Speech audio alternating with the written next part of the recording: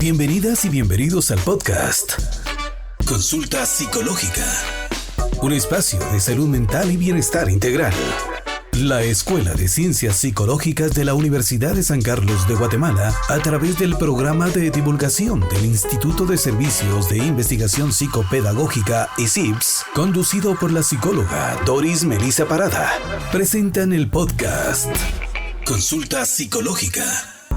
Un espacio de salud mental y bienestar integral, en donde junto a expertos profesionales y especialistas en la rama de la psicología, abordaremos temas de interés y de valor, explorando las complejidades de la mente y de las emociones, a través de conversaciones significativas que tocan temas que impactan en nuestro día a día. Y donde también conocerás sobre los distintos proyectos, investigaciones y servicios y actividades que la Escuela de Ciencias Psicológicas tiene para la población guatemalteca desde sus distintas carreras y ramas de la psicología. Consulta Psicológica, un espacio de salud mental y bienestar integral, aquí en Universidad 92.1 FM y en las diferentes plataformas de las redes sociales, YouTube, Facebook, Instagram y TikTok. Comenzamos.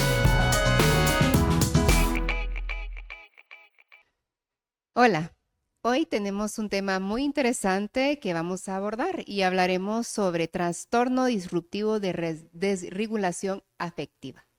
Así que antes de empezar, pues les cuento que tenemos un invitado muy especial. Él es docente universitario, médico y cirujano con especialidad en psiquiatría y con subespecialidad en psiquiatría de la infancia y adolescencia. También posee una maestría en docencia universitaria con amplia experiencia en docencia superior universitaria. Atención también psiquiátrica, en especial a niños y adolescentes. Quiero dar la cordial bienvenida al doctor Rolando Lemos Rodas. Bienvenido, maestro. ¿Cómo está? Buenas tardes, Doris. Buenas tardes a todos ustedes. Agradezco mucho la cordialidad por invitarme a este espacio donde podemos compartir algunos de los conocimientos que hemos adquirido a través de la experiencia. Gracias, doctor. Pues, doctor, ¿podría contarnos un poquito sobre su experiencia en la escuela, aportaciones de lo que usted ha hecho acá en su experiencia como tal? Pues en esencia, yo pues he dado clases, ¿no? Clases de psicopatología, sobre todo psicopatología General y infantil, infantil, ¿no? de Ajá. adolescentes y de adultos. En algunos años pues también estuve participando en la clínica médica de psiquiatría infantil de ICIPS, solo que en ese tiempo se llamaba CENSEPS, ¿verdad? Yo fui el médico de CENSEPS algún tiempo y atendía a niños que vienen aquí a acudir a los servicios de ICIPS. Okay. Pues también he atendido niños y adolescentes en mi clínica privada. He trabajado en hospitales públicos, privados, aquí en Guatemala y en México, donde yo pues me formé como psiquiatra infantil. Y he participado en el ámbito de la investigación, ¿verdad? Y sobre todo en la asesoría de tesis de estudiantes de pregrado de aquí de la escuela, también de la Facultad de Medicina y el posgrado de psiquiatría del Federico Mora. Asesorar investigaciones para graduación. He participado en guías clínicas, sobre todo en México, las guías clínicas para tratamiento de trastornos infantiles de la Secretaría de Salud de la República Mexicana y el Hospital Juan Navarro. Soy uno de los coautores de las guías clínicas de tratamiento de los trastornos infantiles. Y aquí en la escuela pues he escrito pues un par de artículos con el tema de la etnopsicología, ¿verdad? Que es la influencia de las etnias y las culturas sobre el psiquismo individual de cada persona, ¿verdad? Y pues eso es lo que hemos trabajado en estos años. Muchas gracias, doctor. Pues dentro del tema que abordaremos hoy, quisiera que nos compartiera un caso de trastorno disruptivo de regulación afectiva. Así es el término, ¿cierto? Así es. Ok, muy bien. Entonces, ¿cuál fue el motivo de consulta? ¿Cómo lo diagnosticó? ¿Cómo se puede abordar después de un diagnóstico? Un caso que usted haya tenido. Pues este es un chico de 17 años. Ajá. Que curiosamente fue adoptado en una familia, pero realmente al que querían adoptar era al hermanito pequeño. El hermanito tenía 3 años, 2 años cuando lo adoptaron, y él ya tenía como 6, 7, 8, ¿verdad? Realmente, pues lo adoptaron para no separar a los hermanos. Pero desde el principio él manifestó una conducta de irascibilidad, ¿verdad? O sea, siempre estaba irascible, enojado, y por cualquier llamada de atención o cualquier negativa que se le diera a sus gustos, pues hacía como que unos berrinches y unas pataletas incontrolables que duraban más de media hora. Eh, Cuando tenía más o menos como 11 años, el berrinche fue tal que golpeó al hermano mayor. El hermano mayor sí era hijo natural de la familia. Okay. Esta familia pues ya tenía 2 hijos naturales, pero quisieron adoptar otros 3 niños, hermanitos, ¿verdad? Y en uno de estos niños se fue este chico. Pues fue tanto la pataleta y la rabieta que hizo que le tiró un florero al hermano grande, que tenía como 14 años, que ameritó cirugía maxilofacial. Le quebró la mandíbula, le lastimó el rostro y tuvieron que llevar al chico al hospital. Aún así, este chico pues siguió haciendo sus rabietas y berrinches, y como que no tenía mucho control de sus emociones, ¿verdad? Y fue por eso que acudieron a la consulta. Pero él ya tenía 17 años, ya había hecho bastantes de estos episodios, no solo en la casa, sino que también en el colegio. En el colegio, pues, lastimó también un par de compañeros, siempre paraba en peleas, le contestaba mal a los maestros, y más de alguna vez le pegó a algún maestro, y explotaba en emociones, ¿no? Sus berrinches eran bastante frecuentes, casi diarios, desde que lo adoptaron hasta los 17 años, ¿no? Entonces este es un típico caso de trastorno disruptivo. Se dice disruptivo porque altera el medio ambiente y disturba a los demás. Y se llama disregulación afectiva porque no puede controlar sus emociones, ¿no? La regulación afectiva es una función cortical, ejecutiva. Pues algunos teóricos la llaman locus de control interno, y pues es parte de las funciones del ser humano, ¿no? Okay. Controlar las emociones, cualquiera que estas sean, de ira, de tristeza, de placer, de alegría. Pero este chico pues carecía de este locus de control. Y tiene que ver con las funciones ejecutivas, ¿no? Claro, porque el control de impulsos es parte de las funciones ejecutivas, ¿verdad? Claro, ya. Ahora, ¿por qué es importante hablar de este tema? Es importante porque al final, pues, estos chicos pueden generar mucho deterioro en sí mismo, en sus relaciones interpersonales, porque al final por su comportamiento los rechazan de los demás, los rechazan a ellos. Eso pues afecta en su autoestima, y por otro lado también pueden lastimar a alguien seriamente porque realmente no controla sus emociones y su fuerza. En este caso pues era un chico con sobrepeso alto, y sí tenía mucha fuerza, podría lastimar a cualquiera, ¿no? Entonces sí es importante abordar este tipo porque entra dentro de la categoría de los trastornos disruptivos de conducta, solo que tiene ciertas peculiaridades que en su momento voy a explicar. Ok, gracias. Sí. De hecho, bueno, dice, según el Instituto Nacional de la Salud Mental, dice que los trastornos, en este caso es trastorno de regulación disruptiva, es una afección en que los niños o adolescentes experimentan arrebatos frecuentes e intensos de irritabilidad, ira, enojo, entre otros. Este trastorno reciente apareció por primera vez en el Manual del Diagnóstico en el 2013.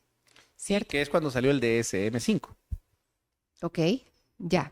Ahora, pero no porque en algún momento veamos a un niño que quiera expresarse a través del enojo, un episodio de enojo, de ira con su mamá o en el colegio, por ejemplo, no quiere decir que tenga ese trastorno. Tiene que ser esto algo muy específico, ¿cierto? Claro, como todo trastorno mental, tiene pues, criterios bien específicos para cumplir, ¿no?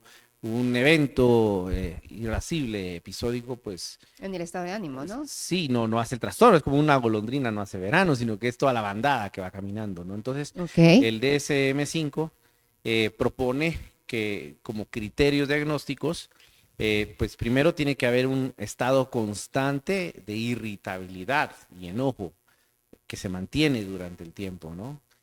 Por otro lado, estos berrinches y estas rabietas tienen que darse por lo mínimo 3 veces por semana, por un año consecutivo. Ah, ok. ¿Ya? O sea, Sí, ya. tienen que estar un año así para hacer el decir, diagnóstico, bueno. ¿verdad? Ok. 3 veces por semana o más. Mm, Y estas rabietas o estos accesos no tienen que estar como acordes a la etapa de desarrollo del niño ni al contexto.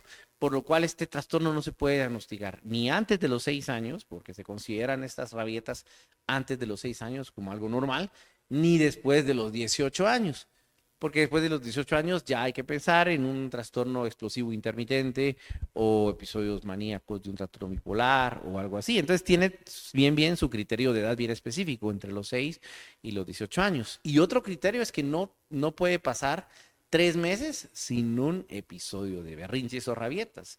O sea que si estos chicos pasan 3 meses tranquilos, eso los excluye del diagnóstico, porque entonces estamos pensando en otro problema o en otra situación, como un trastorno bipolar. Precisamente el trastorno nació porque estos chicos no sabían dónde ubicarlos. Si del lado de los trastornos disruptivos de conducta, del lado de los trastornos bipolares, del lado de los trastornos depresivos Ajá. o del lado del trastorno por déficit de atención e hiperactividad, porque hay mucha comorbilidad y concordancia. Entonces es un trastorno como una estación de trenes, ¿verdad? Que mientras se averigua realmente qué es, pongámosle este diagnóstico. Ya. Y es uno de los 4 diagnósticos nuevos con que nos sorprendió el DSM-5, junto con el trastorno de acumulación, el de atracón, de comer De hacia comer, de ajá. atracón, y el trastorno de escoriación o skin picking, de los que se arrancan las costras y los ¿Qué viejitos. son síntomas del TOC, no? Sí, son 4 nuevos trastornos De, que aparecen en el DSM-5 y este es uno de ellos. El ya. skin picking, como usted dice, de escoriación, pues sí es parte del espectro obsesivo-compulsivo, ¿verdad? Igual que el Ya. de atracón, que es una Ahora, compulsión. ¿cuáles son las características? Más o menos, como menciono unos cuantos. Pues las que le decía, ¿no? Que es este estado de irritabilidad constante Ujú, y fácil explosividad, o sea, un locus de control interno nulo ujú. y que de alguna forma es desproporcionado a la reacción al estímulo. Por ejemplo, si le dice no vas a tocar ahí, entra en un berrinche que puede hasta destruir un cuarto, ¿no? Entonces, O sea, sí las son reacciones graves, o sea, son graves. ok. Por eso el abordaje, pues también, así como muchos de ellos están asociados al trastorno por déficit de atención e hiperactividad, pues el abordaje es farmacológico del mismo tipo de fármacos que se usan en el TDAH. Ya. Pero también se pueden dar antidepresivos o estabilizadores del ánimo o incluso antipsicóticos si hubiera mucha agresividad en la expresión En- fenoménica del trastorno, ¿verdad? Ya. Ahora, cuando hablamos que los niños tienen ira, enojo, irritabilidad, hay una diferencia entre hay irritabilidad típica y la irritabilidad grave. ¿Cuál es esa diferencia? La irritabilidad grave es la que conlleva estos episodios Que ya. agresivos, Ajá. físicos e incontrolables, Ok. Que buscan cualquier desproporcionados. cosa y golpean con Sí, lo que sea, con lo que tienen en la mano. claro, y que duran más de 20 o 30 minutos estos episodios, ¿no? Ya. Por eso también es importante hacer una evaluación por neurólogo para hacerles el electroencefalograma y descartar una epilepsia del lóbulo temporal, porque el diagnóstico diferencial de este trastorno, pues es la epilepsia del lóbulo temporal, ya que el lóbulo temporal es el que se encarga de las emociones. Y un focus epiléptico a este nivel sí puede generar este cuadro. Ya. Pero la condición es que no sea algo epiléptico, que sea un electroencefalograma normal, ¿verdad? Normal. ¿Qué otros trastornos disruptivos hay en la clasificación diagnóstica? Pues los anteriores, ¿verdad? Que es el trastorno oposicionista desafiante, el trastorno de conducta disocial, y el trastorno disruptivo explosivo intermitente. Ok. Curiosamente, este trastorno solo está categorizado en el DSM-5. La OMS no lo considera dentro de su clasificación. O sea, no está ni en el CIE-10 ni en el CIE-11, sino que yo a lo mejor estoy más de acuerdo con la OMS en el sentido que es parte del trastorno oposicionista desafiante. Solo que la CIE-10, que es de la OMS, presenta un especificador en el trastorno oposicionista desafiante o negativista desafiante, como se dice en el DSM-5, que es el especificador de irritabilidad. Y entonces, pues no existe este trastorno, no existe en el CIE-10. Entonces, sí tiene uno que estar bien claro cuál es el sistema de clasificación que va a usar. Si es en el DSM-5, sí da cabida a este diagnóstico. Pero en el CIE, si se usa el CIE-10, no da cabida, sino que simplemente se tiene que poner trastorno oposicionista desafiante con el especificador de irritabilidad, porque también el trastorno oposicionista desafiante tiene el especificador de argumentación. Entonces es otro especificador, ¿verdad? Ok. Em, ¿Qué tratamiento se le da a los niños, adolescentes en ese caso? ¿Se medican? ¿No se medican? ¿Sí, no? Sí, el tratamiento pues es combinado, ¿no? Primero tiene que haber una psicoeducación a nivel de familia para mejorar el establecimiento de límites, la disciplina, cómo se manejan las emociones en esta familia. Hay un psiquiatra infantil famoso que yo pongo a leer a mis estudiantes, que es Stuart Finch, y él dentro de los tipos de familia psicopatológicas menciona la familia hiperemotiva, que es aquella familia que expresa sus emociones, todos los miembros de la familia, como le vienen. Entonces el niño aprende a ser explosivo, a ser expresivo sin control. Y cuando le toca ir a la escuela o a la sociedad en general, pues no se adapta, ¿no? De por sí el concepto de trastorno es un cuadro de desadaptación a una conducta social. Por eso es que no se llaman enfermedades, se llaman trastornos. Entonces, primero se empieza por la psicoeducación, de cómo se manejan los límites, cómo se manejan las expresiones de afecto, que también son muy importantes porque estos niños muchas veces por su conducta son rechazados, maltratados y se sienten no queridos. Por ejemplo, hay un autor que recomienda que como parte del tratamiento le exige a los padres tener 2 horas semanales de juego con los niños, sea como sea. Sean malcriados, sean hiperactivos, sean lo que sea, pero tiene que sentarse con el niño a jugar 2 horas semanales o diarias, según él, ¿no? Como parte del tratamiento, para que haya un vínculo, para que mejorar el vínculo, porque el problema con estos niños que el vínculo con los padres está muy deteriorado, y entonces en vez de mejorar, va a empeorar. Esta es la primera línea de tratamiento, la psicoeducación. La segunda línea pues, sería la psicoterapia individual con el niño, ¿verdad? Para que él aprenda a reconocer qué cosas lo enojan, qué cosas lo encienden, por qué cosas no está contento, por si hubiera una depresión de base. Claro, y eso se puede, o sea, no solo en la clínica, sino también los padres de familia o el maestro pudiera abordarlo, ¿cierto? Claro, por supuesto. El problema es que a veces son las explosiones tan fuertes que entonces el mismo niño no da cabida a conversar o a platicar. Entonces ahí es donde el medicamento tiene su función, porque el medicamento lo que va a hacer es ayudarlo a regular esas emociones, ¿verdad? Porque algo pasa con el sistema límbico de ese niño y la corteza cerebral que no se da esta función de regulación afectiva que pues se da en todos como algo normal, sino que por eso es que ellos están disregulados, no pueden regularse, ¿no? Su locus de control no es interno, sino que es externo. Y de ahí es donde nace este constructo, pero solo es para la Asociación Psicológica Americana. Para la OMS no es parte del trastorno oposicionista desafiante o explosivo intermitente. Ok, ya. ¿Y qué recomendaciones daría a los padres de familia, a los maestros que tienen un chico con ese trastorno? Bueno, la primera recomendación es llevarlo con un terapeuta, ¿no? Ya sea un psicólogo o un psiquiatra, para que lo atiendan y le hagan el diagnóstico en primera instancia, ¿no? Y segundo, pues acatar las recomendaciones que el clínico indique, sobre todo en cuestión de manejo de límites y en cuestión del medicamento, ¿no? Tienen que ser muy disciplinados con el medicamento para que vaya mejorando la función cerebral. Yo le digo a mis pacientes, a Dios rogando y el medicamento tomando, ¿verdad? Para promoverles esta disciplina, ya que definitivamente algo pasa en el cerebro en cuestión de la maduración neurobiológica. Por eso es que este trastorno está bastante vinculado al TDAH.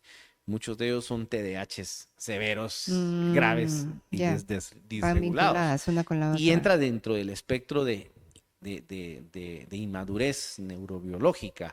Solo que en este caso la inmadurez se expresa en el control de las emociones y en el manejo de la frustración, porque tienen cero tolerancia a la frustración. Ya, muy bien. ¿A dónde podemos acudir a una consulta si esto se llegara a dar en la familia o con el niño? ¿A dónde? ¿A dónde podemos acudir? Pues la mayoría de colegios, algunas escuelas o institutos, pero la mayoría de colegios privados tienen psicólogo escolar. Entonces sería como que la primera instancia. Y el psicólogo escolar pues ya lo puede referir con algún psicólogo clínico o algún psiquiatra, ¿verdad? Ahora, a nivel de servicios estatales, pues los únicos lugares en donde se atienden trastornos mentales infantiles por especialistas en el área, pues es la consulta externa de psiquiatría del Hospital San Juan de Dios, donde ahí mismo también está el posgrado de psiquiatría infantil por parte de la Universidad de San Carlos. Buenísimo. Y el Hospital Roosevelt, que tiene pues contratado pues un psiquiatra infantil que atiende ahí la consulta externa. Anteriormente, pues el mismo doctor Federico Mora fundó el Centro de Salud Mental para Niños en la zona 1, ¿verdad? Pero que funcionó hasta hace unos 6, 7 años, y ahí había un psiquiatra que atendía a niños y adolescentes. Precisamente su servidor fue uno de los psiquiatras que estuvo ahí en ese centro de salud, ¿no? Pero de ahí, pues, por escasez de recursos y todo se fue refiriendo al San Juan de Dios o al Roosevelt, ¿verdad? Que ahí es donde está el servicio ya oficial de atención psiquiátrica a niños y adolescentes. Muy bien. Pues muy agradecida, doctor, porque creo que esto es importante para todos nosotros aprender y que usted haya compartido con nosotros sus conocimientos. Esperamos contar con su presencia en otros podcasts hablando de otros temas y es así como llegamos al final. Agradecemos su participación, doctor. Bueno, pues muchas gracias por la invitación y el espacio, y gracias a todos ustedes por la atención prestada en estos minutos. Pues así es como llegamos al final de este episodio y nos vemos en una próxima. Que estén bien. Adiós. Así llegamos al final de otro episodio de Consulta Psicológica, un espacio de salud mental y bienestar integral. Y recuerden que la salud mental es un viaje continuo. En Consulta Psicológica le daremos información valiosa con herramientas prácticas que puedan ayudarle a alcanzar un estado de bienestar integral. Nos encontraremos en una próxima Consulta Psicológica con la maestra Doris Melissa Parada. Un programa de la Escuela de Ciencias Psicológicas de la Universidad de San Carlos de Guatemala a través del programa de divulgación del Instituto de Servicios de Investigación Psicopedagógica ICIPS por Universidad 92.1 FM, conectados con la realidad. Búscanos en las diferentes plataformas de redes sociales, YouTube, Facebook, Instagram y TikTok como PsicoUSAC. Hasta pronto.